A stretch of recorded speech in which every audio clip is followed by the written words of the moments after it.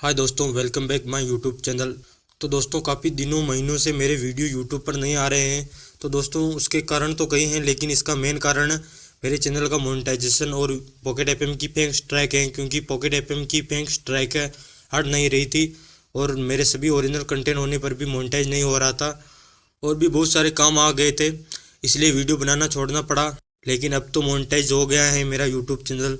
तो दोस्तों, इसी बीच आप सभी लोगों के बहुत सारे कमेंट आ रहे थे यक्षिणी कहानी के सवालों को लेकर, तो ये वीडियो मैं उन्हीं सवालों पर बना रहा हूँ। तो दोस्तों, 4-5 महीनों पहले तारा के बारे में मैं वीडियो लाने वाला था, लेकिन वीडियो लाने में देरी होने के कारण कहानी में तारा के बारे में विस्तार से बता दिया गया है। तो हम इस वीडियो में तारा के कमेंटों के बारे में बात नहीं करेंगे और जो आपके दूसरे मेन सवाल हैं उनके बारे में बात करेंगे। तो दोस्तों, इस कहानी के सवालों को मैं शुरू से दिखाता चलता हूँ युग के पापा अनुराग से। तो दोस्तों, जैसा कि आपको कहानी में पता चल गया होगा कि यक्षिणी ने उस रात युग के पापा अनुराग को नहीं मारा था। तो इसका मतलब ये है कि यामिनी के बाबा रजन ने उस रात युग के पापा अनुराग को मारा।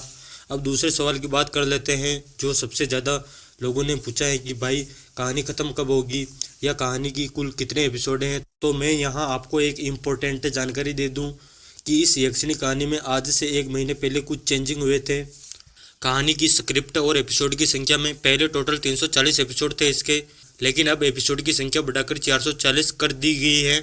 तो इससे कहानी और भी लंबी हो गई है और कहानी के बीच में भी कुछ चेंजिंग हुआ है। लास्ट के एपिसोड वैसा का वैसे ही हैं, उसमें कुछ भी चेंज नहीं हुआ है। चेंज हुआ है तो बीच में हुआ है।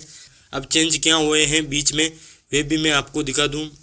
पहला चेंज डायन का हुआ है, जिसे यामिनी के शरीर से उसे अलग कर दिया गया है। अब जैसा कि हम कहानी में पहले सुन रहे थे कि यक्षिणी एक अभिशाप के कारण डायन बनी थी, अब इसमें डायन और यक्षिणी को ही अलग कर दिया है। मतलब यामिनी के मरने के बाद यामिनी का शरीर अलग हो गया है और डायन का शरीर अलग हो गया है। अब जो भी मौतें हो रही हैं वो डायन कर रही हैं, वही डायन जो पहले यामिनी के शरीर में थी। और जैसा कि हम जानते हैं कि यामिनी की आत्मा तो शालिनी के शरीर में है। उसी रात जब कमला का खून हुआ था तो शालिनी और काला साया डायन किशोरी नदी की गांठ पर एक साथ थे और दोनों ने मिलकर उस रात कमला को मारा। अब दूसरे चेंज की बात कर लेते हैं। कुछ और पात्रों को कहानी में लाया गया और कहानी को लंबी बढ़ाया गया है। डायना पहले इस कहानी में नहीं थी, अब उसको भी लाया गया है और उसे भी एक शक्ति के रूप में दिखाया गया है। मतलब उसके पास भी कई शक्तियाँ हैं जो आगे चलकर कहानी में पता चलेगी। अब तीसरे पॉइंट की बात कर लेते हैं, अभिमन्यु का रोल। अभिमन्यु का रोल पहले एक सिंपल लड़के युग के दोस्त के रूप में था, लेकिन अब उसे बदलकर एक साइड हीरो बना दिया है।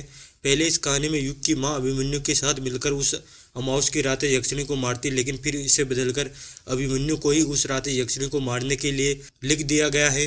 यानी कि उस रात यक्षिणी को अभिमन्यु ने ही मारा था युग की माँ के साथ मिलकर, और अभिमन्यु युग की माँ को पहले से ही जानता था। इस कहानी में आगे युग को युग की माँ से अभिमन्यु ही मिलाएगा। और कछुए के बारे में तो इस कहानी में पहले से ही दिखा दिया गया है एक सौदाई के रूप में, ताकि इससे भी कहानी को आगे खींचने में मदद मिले। अब चौथे टॉपिक पर बात कर लेते हैं, जो अधिकतर लोगों ने मुझसे पूछा है कि हम यूट्यूब पर कहानी सुनते हैं लेकिन कुछ एपिसोड हमें यूट्यूब पर नहीं मिल रहे हैं। तो जो भी मेरे भाई लोग यूट्यूब पर कहानी लेट सुनने लगे हैं और उनको यक्षिणी के पीछे के एपिसोड यूट्यूब पर नहीं मिल रहे हैं, तो वह एक काम करें कि आप गूगल पर जाए और वहाँ सर्च करें यक्षिणी लास्ट एपिसोड है। उसके बाद थोड़ा नीचे आए और जो दूसरे नंबर की वेबसाइट दिखेगी आपको डार्क ओडिशा के नाम से, जिस पर लिख रखा होगा यक्षिणी पॉकेट एफएम टोटल एपिसोड है, उस पर चले जाना है आपको। और चले जाने के बाद आप जो भी एपिसोड सुनना चाहते हो वह एपिसोड वहाँ सुन सकते हो, या आप पॉकेट एफएम ऐप भी डाउनलोड कर सकते हो, लेकिन वहाँ आपको कुछ चार्ज देना पड़ेगा। अब छठे पॉइंट में कुछ और बात कर लेते हैं। तो दोस्तों, कहानीकार ने इस कहानी में बहुत सी मिस्टेकें की हैं।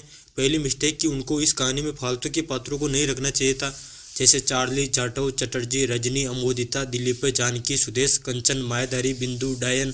अब ये वह पात्र हैं जिन्हें कहानी में बेवजह लाया गया है। मैं मानता हूँ कि कहानी को अच्छा दिखाने या लंबी बढ़ाने के लिए कुछ पात्रों की आवश्यकता होती है, लेकिन इतने सारे वे उनके रोल इतने लंबे नहीं बढ़ाने चाहिए थे। जिस तरह अघोरी का रोल ख़त्म कर दिया था, उसी तरह इन पात्रों का रोल भी ख़त्म या इन्हें कम दिखाना चाहिए था, ताकि कहानी अच्छी लगे और लोग पके नहीं कहानी सुनकर। तो दोस्तों, आज की वीडियो में बस इतना ही। मिलते हैं अगली वीडियो में, तब तक के लिए जय हिंद, जय भारत।